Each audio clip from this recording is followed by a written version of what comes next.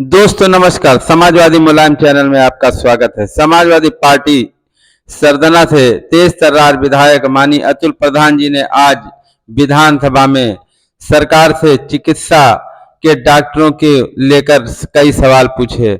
उन्होंने पूछा कि इस वक्त मेडिकल कॉलेज में या अदर चिकित्सा केंद्रों पर कितने डॉक्टर हैं, और भी सवाल किए जो आप आगे सुनेंगे।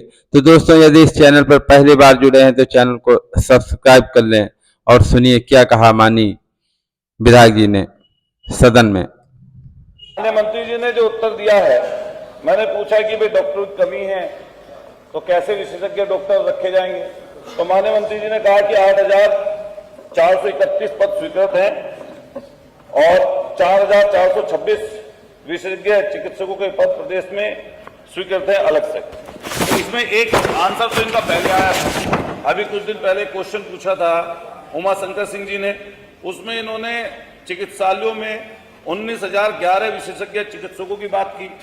अब आया है 8,031, इसमें कंट्रोवर्सी हो रही है।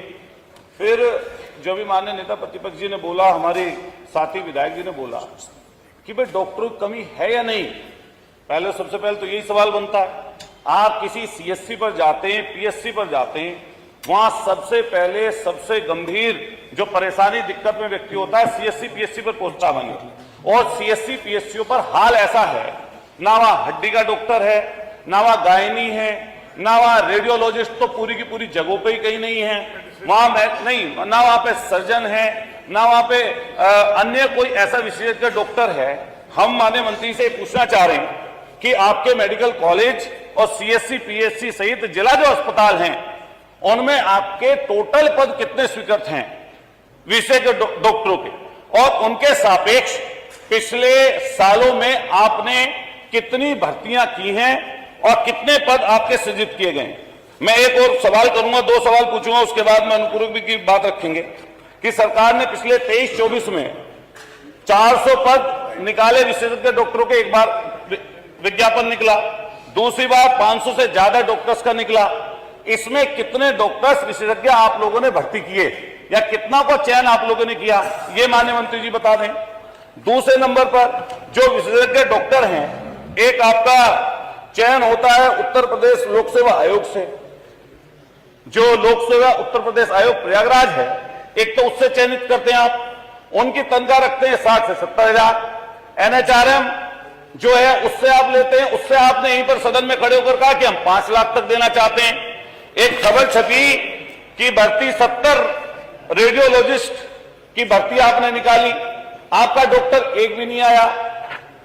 ये मुझे आप बता दें, जब 7.5 साल की आपकी सरकार बीत चुकी, 10 साल केंद्र की सरकार को हो गए, और आप ये रोना रोज रोते रहो कि हमारे डॉक्टर आए नहीं, हमने ऐसी भर्ती निकाल दी, हमने वैसी भर्ती निकाल दी, हम ऐसे कह रहे हैं, हम 5 लाख की तनख्वाह देने के लिए कह रहे हैं। मैं मेरठ का बता रहा हूं, मेरठ मान्यवर, आप ये जिले का नहीं बताओ, प्रश्न बताओ। हाँ, स्पेसिफिक सवाल पूछ रहा हूं मान्यवर, मेरठ की व्यवस्था के बारे में पूछना चाह रहा हूं। हमारे यहाँ मेरठ में रेफर सेंटर है, मेरठ मेडिकल कॉलेज।